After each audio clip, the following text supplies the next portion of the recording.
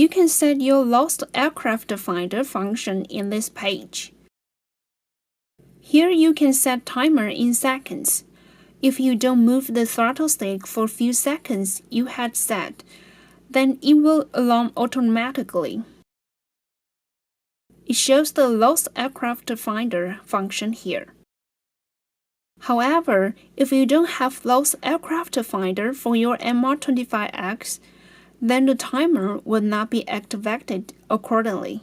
But on the other hand, MR25X is equipped with BL Heli-S ESC with built-in safety alarm system, which will alarm automatically if there is no throttle input in 20 minutes.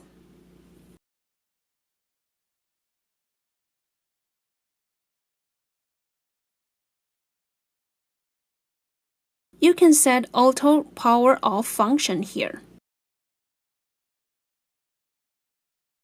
After all settings, make sure to press confirm to save into the system.